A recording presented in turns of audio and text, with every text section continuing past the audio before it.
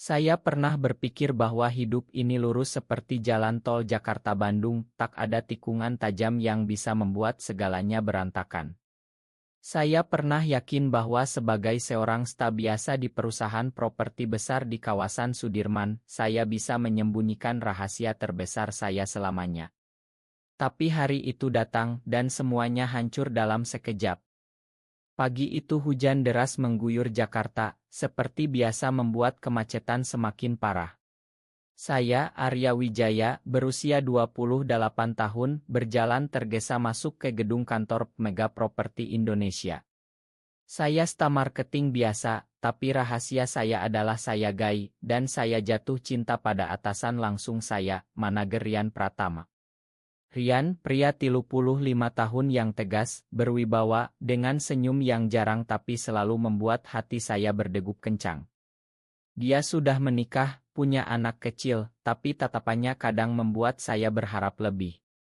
Hari itu, rapat bulanan departemen. CEO kami, Pak Hendra Kusuma, pria berusia 50-an yang terkenal keras dan konservatif, memimpin langsung. Dia duduk di ujung meja panjang, matanya tajam menyapu kami semua.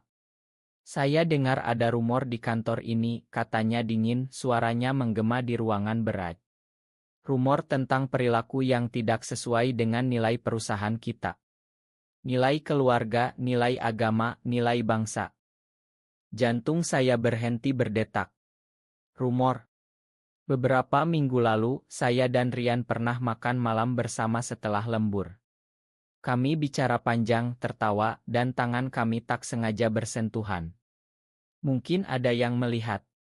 Atau mungkin email rahasia kami yang tak hati-hati. Pak Hendra melanjutkan, saya tidak akan mentolerir di sini. Ini Indonesia, bukan Barat. Kita punya Pancasila, punya agama. Siapapun yang terlibat, akan saya pecat langsung. Ruangan hening. Saya menunduk, tangan gemetar memegang pena. Rian di seberang meja, wajahnya datar seperti biasa, tapi saya tahu dia juga tegang. Setelah rapat, dia memanggil saya ke ruangannya. Arya, kita harus hati-hati, bisiknya pelan. Pak Hendra serius. Saya mengangguk, tapi hati saya sakit. Saya cinta dia, tapi dia manager saya, sudah berkeluarga. Malam itu, saya pulang ke kosan kecil di Tebet, menangis sendirian. Jakarta malam itu terasa begitu dingin, meski hujan sudah reda. Keesokan harinya, kejutan datang. Pak Hendra memanggil Rian ke ruangannya. Saya mendengar dari rekan kerja bahwa Rian ditegur keras karena menyasar stalk. Rumor menyebar cepat, Rian diduga mendekati saya, yang dicurigai-gai. Saya panik. Bagaimana jika saya dipecat? Keluarga di kampung Jawa Tengah akan malu. Ayah saya ulama kecil, ibu guru ngaji. Mereka tak akan pernah terima. Saya memutuskan menghindar Rian. Tak balas chatnya, tak pandang dia di kantor. Tapi Rian tak menyerah. Suatu sore, dia menunggu saya di parkiran basemen.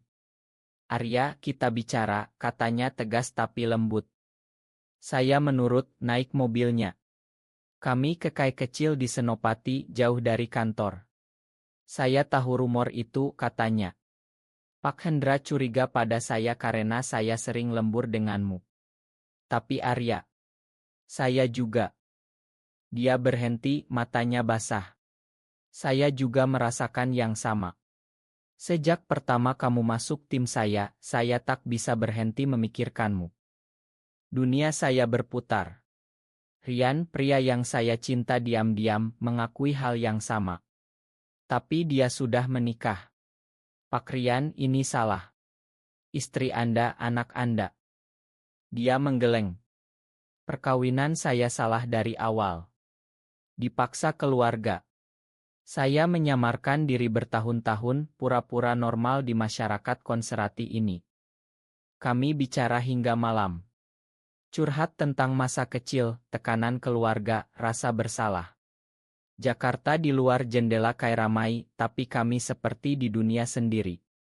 Sentuhan tangannya hangat, membuat saya merasa tak sendirian lagi. Tapi bahaya mengintai. Besoknya, Pak Hendra umumkan investigasi internal. Dia akan ketangkap pelaku di kantor. Saya takut, tapi dengan Rian di sisi, saya merasa kuat. Hari-hari berikutnya terasa seperti mimpi buruk yang tak berujung.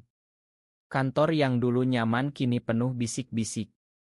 Rekan kerja memandang saya curiga, ada yang menghindar. Saya tahu, rumor semakin liar. Rian, manager teladan, dituduh menyasar saya, sta junior yang gay. Saya coba fokus kerja, tapi sulit. Setiap kali bertemu Rian di koridor, tatapan kami penuh rahasia. Kami janjian ketemu diam-diam di luar kantor, di warung kopi pinggiran Jakarta Selatan atau taman kecil di Menteng. Di sana, kami curhat lebih dalam. Rian cerita tentang pernikahannya. Istri saya baik, Arya. Tapi kami tak pernah benar-benar bahagia. Anak kami satu-satunya alasan saya bertahan. Suaranya pilu. Saya pegang tangannya pelan, kita tak bisa lanjutkan ini, Pak. Nanti semua hancur. Tapi dia geleng kepala. Saya sudah lama menyamarkan diri. Pura-pura suka wanita ikut norma masyarakat. Tapi bertemu kamu, saya sadar saya tak bisa lagi. Saya juga cerita tentang masa lalu. Di kampung saya pernah dekat dengan teman masa kecil, tapi dipisah paksa karena tak wajar. Pindah ke Jakarta untuk kuliah, saya janji pada diri sendiri tak akan jatuh cinta lagi pada pria. Tapi Rian ubah segalanya. Suatu malam kami ke Ancol jalan di pantai saat sepi. Angin laut Jakarta Utara menerpa, bintang-bintang terlihat samar di langit tercemar polusi. Arya, kalau kita dipecat, kita mulai baru saja, katanya romantis. Saya tersenyum pahit. Mudah diucap, Pak. Di Indonesia ini, seperti kita dianggap dosa besar.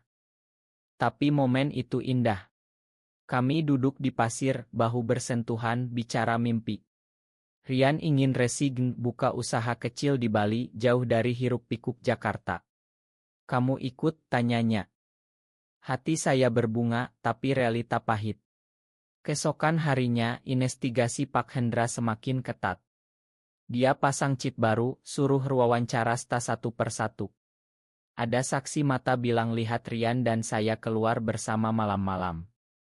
Rian dipanggil lagi ke ruang CEO. Kali ini lama. Saya gelisah di meja kerja, tak bisa konsentrasi. Saat Rian keluar, wajahnya pucat. Dia kasih ultimatum, bisiknya saat lewat. Saya harus pecat kamu atau dia pecat saya. Malam itu, kami bertemu lagi. Rian marah pada dirinya sendiri. Saya tak akan pecat kamu, Arya. Lebih baik saya keluar. Tapi saya tak mau. Jangan karena saya, Pak. Karir Anda bagus. Kami bertengkar pertama kali. Suara naik, air mata jatuh. Ini bukan hanya karir. Ini tentang kita, teriaknya pelan. Kami berpelukan di mobil di parkiran gelap. Rasa takut bercampur cinta semakin dalam. Tapi pengkhianatan datang tak terduga. Beberapa hari kemudian surat pemecatan datang untuk saya. Alasannya, perilaku tidak sesuai nilai perusahaan. Saya syok. Rian yang kasih surat itu, tangannya gemetar. Ma, Arya. Pak Hendra paksa saya. Saya merasa dikhianati. Jadi Anda pilih karir daripada saya. Dia menangis. Bukan. Ini sementara. Saya punya rencana. Tapi hati saya hancur. Saya pulang, kemas barang, tinggalkan Jakarta sementara ke rumah saudara di Bogor. Tak balas telepon Rian. Rasa sakit terlalu dalam. Di Bogor, saya renungkan segalanya. Masyarakat Indonesia begitu keras pada kami. Media sering beri berita negatif tentang Atwa Mui demo-demo. Saya merasa sendirian lagi. Tapi Rian tak menyerah. Dia kirim pesan panjang, Arya, saya salah. Saya takut kehilangan segalanya. Tapi tanpa kamu, saya tak punya apa-apa. Saya baca berulang, hati luluh sedikit. Tapi konflik semakin memuncak saat Pak Hendra umumkan di rapat, kita sudah bersihkan elemen LB. Manager Rian yang tangkap pelakunya. Semua tepuk tangan, tapi saya tahu itu bohong. Rian pura-pura. Waktu berlalu lambat di Bogor. Hujan deras seperti mencuci Jakarta dari pikiran saya, tapi tak berhasil. Setiap malam, saya ingat Rian, tatapannya, sentuhannya. Cinta ini terlarang, tapi begitu nyata. Rian terus hubungi saya. Telepon, pesan, bahkan datang ke Bogor diam-diam. Pertama kali kami bertemu lagi di kai kecil dekat puncak. Wajahnya kurus, matanya merah. Arya, dengar saya, katanya langsung. Saya tak pernah mau pecat kamu. Itu perintah Pak Hendra. Saya pura-pura setuju agar bisa selidiki lebih dalam. Saya curiga. Selidiki apa? Dia tarik napas dalam. Pak Hendra bukan seperti yang kelihatan. Dia yang mulai rumor. Dia curiga pada saya sejak lama, karena saya tak punya anak lagi setelah yang pertama. Hati saya berdegup. Maksudnya? Rian cerita panjang. Ternyata Pak Hendra konservasi ekstrem, tapi punya masa lalu gelap. Dia pernah tangkap karyawan dulu, tapi sebenarnya untuk samarkan dirinya sendiri. Rumor lama bilang Pak Hendra dulu dekat dengan sekretaris prianya. Saya tak percaya. Bukti. Saya punya. Email lama Otto. Saya hack komputer. Kami rencanakan balas dendam. Bukan dendam kasar, tapi buka rahasia agar Pak Hendra sadar. Di Indonesia, hipokrasi seperti ini banyak. Orang pura-pura suci, tapi sembunyi dosa sendiri. Kami kembali ke Jakarta bersama, diam-diam saya tinggal di apartemen kecil Rian di Kuningan, sementara istri dan anaknya di rumah keluarga. Rian bilang dia akan cerai pelan-pelan. Malam-malam kami penuh drama. Bicara hingga subuh, peluk satu sama lain untuk kekuatan. Saya cinta kamu, Arya. Pertama kali saya rasakan ini, bisiknya. Saya juga. Di tengah masyarakat yang benci kita, cinta ini seperti oasis. Tapi bahaya datang. Pak Hendra curiga Rian tak benar-benar setia pada perintahnya. Dia pasang mata-mata. Suatu hari, Rian dipanggil lagi. Kali ini, Pak Hendra tunjukkan bukti palsu, chat editan antara saya dan Rian yang intim. Kamu bohongi saya, Rian. Kamu sendiri yang lebih. Rian tegas. Ya, Pak. Saya gay. Dan saya bangga. Ruangan hening. Pak Hendra marah besar, ancam pecat Rian. Tapi Rian balas. Dia kirim email anonim ke semua karyawan, bukti masa lalu Pak Hendra. Keesokan harinya, kantor gempar. Rumor baru, Cheo sendiri pernah terlibat hubungan sesama jenis dulu, tapi menyamarkan diri dengan kawin dan keras padahal untuk tutupi. Pak Hendra panik.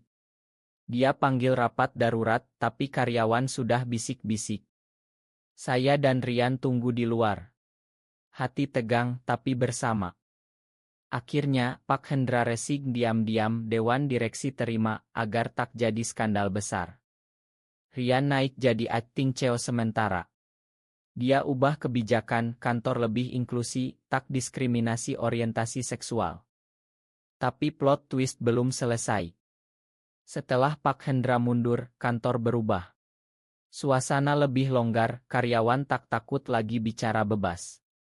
Rian sebagai acting CEO, terapkan program diversity, bahkan undang narasumber dari komunitas Jakarta.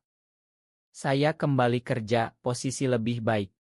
Kami tak sembunyi lagi, tapi hati-hati karena masyarakat luar masih konservatif. Rian cerai pelan dengan istrinya. Mereka sepakat demi anak, tetap teman baik. Anaknya kecil, tapi Rian janji akan ajar terbuka. Kami pindah ke Bali sementara untuk libur dan renungkan masa depan. Di Ubud, rumah kecil menghadap sawah hijau. Pagi-pagi kami jalan tangan bergandengan di pasar tradisional, meski tatapan orang kadang aneh. Bali lebih terbuka daripada Jakarta, kata Rian. Ya, di sini turis banyak, budaya Hindu lebih toleran. Tapi tetap kami tak berani terlalu terbuka. Suatu malam di pantai Kuta, sunset oranye indah. Rian berlutut. Arya, maukah kamu jadi pasanganku selamanya? Meski tak bisa nikah resmi, tapi di hati kita. Saya menangis bahagia. Ya. Tapi konflik baru datang. Keluarga Rian tahu. Ayahnya, pensiunan Tni, marah besar. Kamu nodai nama keluarga. Keluarga saya juga. Ibu telepon nangis, kembali ke jalan benar, nak. Kami sedih, tapi saling dukung. Cinta kita lebih kuat dari penilaian mereka, kata Rian. Kembali ke Jakarta, twist besar terungkap. Pak Hendra tak benar-benar mundur. Dia rencanakan balas dendam, bocorkan cerita kami ke media sensasional. Berita meledak, CEO perusahaan properti ternyata gay, mantan CEO korban hipokrasi. Masyarakat ramai. Ada yang dukung, tapi banyak yang hujat. Demo kecil di depan kantor, spanduk tolak LB. Kami stres. Rian hampir depresi. Mungkin kita salah, Arya. Tapi saya pegang tangannya. Tidak. Kita berhak bahagia. Kami hadapi bersama. Rian konferensi pers, akui orientasinya, minta maaf jika menyakiti, tapi tegaskan cinta tak salah. Ajaibnya, dukungan datang dari Unaffected. Karyawan kantor demo balik dukung kami. Media sosial ramai hashtag cinta adalah cinta. Bahkan anak Rian, meski kecil, bilang de papa bahagia dengan Om Arya. Badai media berlalu pelan. Perusahaan tak rugi besar, malah image inklusi tarik investor muda. Rian resmi jadi CEO tetap. Kami hidup lebih bebas, meski tetap hati-hati. Pindah ke rumah baru di dekat Jakarta tapi lebih tenang. Kami bantu komunitas diam-diam, donasi ke shelter di Jakarta, dukung acara Pride kecil. Tapi luka masa lalu masih ada. Rian sering mimpi buruk tentang pengkhianatan Pak Hendra. Pak Hendra sendiri. Dia pindah ke luar negeri, katanya ke Australia. Tapi sebelum pergi, dia kirim surat pada Rian. Saya baca bersama Rian. Isinya mengejutkan, Rian, saya minta maaf. Saya menyamarkan diri bertahun-tahun karena takut. Melihat kalian berani, saya sadar saya pengecut. Semoga kalian bahagia. Air mata Rian jatuh. Dia juga korban masyarakat kita. Kami makan tapi tak balas. Hidup kami semakin indah. Liburan ke Bali sering, nikmati sunset di Seminyak, makan seaweed di Jimbaran. Suatu hari, kami adopsi anak yatim dari panti asuhan. Anak laki-laki kecil, kami ajar cinta tanpa syarat. Keluarga pelan-pelan terima. Ibu saya datang kunjungan, lihat kami bahagia, akhirnya peluk saya. Yang penting kamu bahagia, nak. Ayah Rian juga, meski butuh waktu lama. Di tengah Indonesia yang masih konservatif, kami jadi contoh kecil bahwa cinta bisa menang. Tapi twist terakhir datang dari saya sendiri. Saya temukan diari lama Pak Hendra yang tertinggal di kantor lama. Isinya, dia dulu cinta pada pria, tapi dipaksa kawin, lalu benci diri sendiri hingga benci orang lain seperti kami. Saya dan Rian putuskan bakar diari itu. Biarkan masa lalu hilang, kata Rian. Kami fokus masa depan. Tahun-tahun berlalu. Kami bangun keluarga kecil di pinggiran Jakarta, dengan anak angkat yang tumbuh sehat. Rian pensiun dini, kami buka kai kecil di Ubud, Bali. Tempat tenang, penuh buku dan musik gamelan. Di sini, kami lebih bebas.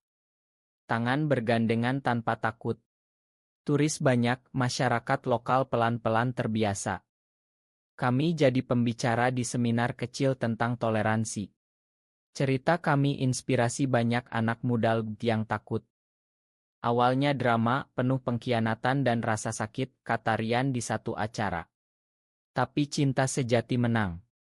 Saya tambah, di Indonesia yang indah ini, dengan budaya beragam, seharusnya ada tempat untuk semua cinta.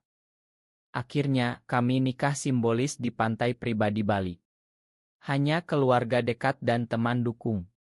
Sunset jadi saksi, ombak nyanyi lagu bahagia. Anak kami lempar bunga, tertawa riang. Kembali ke Jakarta kadang, lihat gedung kantor lama. Ingat awal mula, Cheo menyamarkan diri, manager menyasar Nsta, plot twist besar. Tapi semua jadi pelajaran. Pengkhianatan Pak Hendra buka jalan kami bebas. Kini kami tua bersama. Rambut beruban tapi cinta tetap muda. Saya pernah berpikir hidup lurus tak berliku. Tapi tikungan itu bawa kami ke kebahagiaan sejati. Di negeri 1000 pulau ini, cinta kami seperti ombak, kadang ganas, tapi selalu kembali ke pantai. Akhirnya, kami temukan kedamaian. Bukan akhir bahagia sempurna, tapi cukup. Di tengah masyarakat yang perlahan berubah, kami hidup autentik. Cinta, meski terlarang bagi sebagian, adalah hak setiap manusia. Dan kami akhirnya bebas.